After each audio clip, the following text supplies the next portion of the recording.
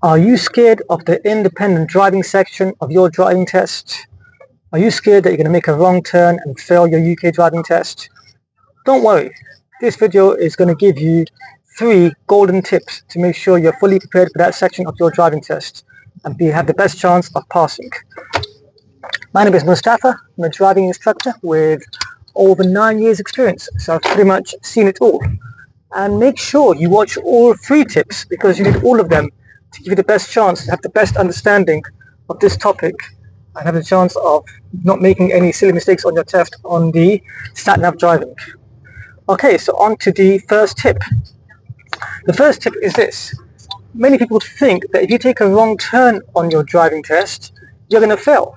But you'd be surprised to know that the good news is that if you go the wrong way on your driving test, you'll still pass and won't even get a minor fault, let alone a serious one. The examiner cares less about where you drive and cares all about how you drive. And so if you go the right way for the whole test route, you might still fail if you do something unsafe. But if you go the wrong way a few times, you will still pass as long as you drove safely.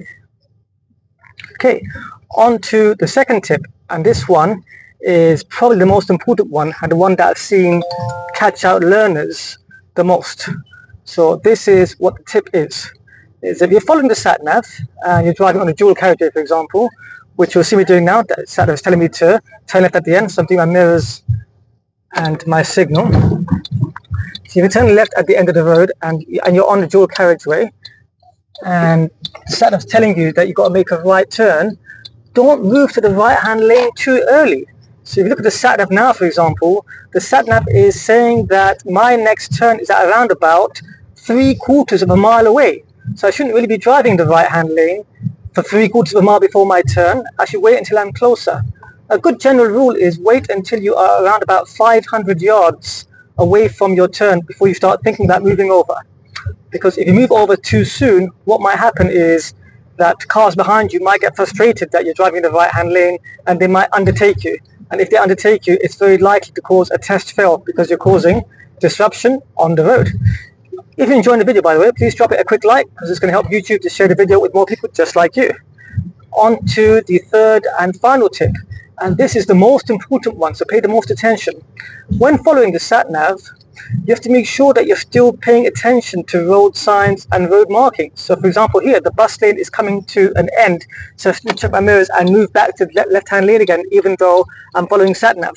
The mistake that many learners make is that when they're trying to follow the satnav, they get so fixated on worrying about where they're going that they're not able to keep up with things like changing speed limits, bus lanes starting and bus lanes ending. The best solution for this is practice, practice, practice. Make sure you have lots of practice in your own car or with your driving instructor, so that by the time your driving test comes up, you feel very confident in being able to manage driving with a satnav and still read all the road signs and road markings. But here's the funny twist. While satnav is very important, it's not the main reason why people fail when following a satnav. The number one reason actually is people have not got comfortable in using their mirrors.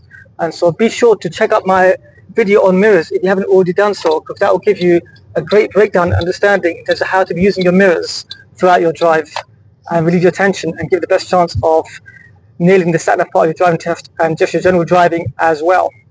Also, if you look at the link below, you'll find a link to my book, which gives you all my top tips for making sure you're fully prepared for the driving test and beyond. If you haven't already subscribed, please make sure you subscribe now so YouTube remembers to reunite us every week when I upload more videos. And also a quick moment to say thank you to everyone who's already subscribed. I appreciate you all. Thank you and God bless.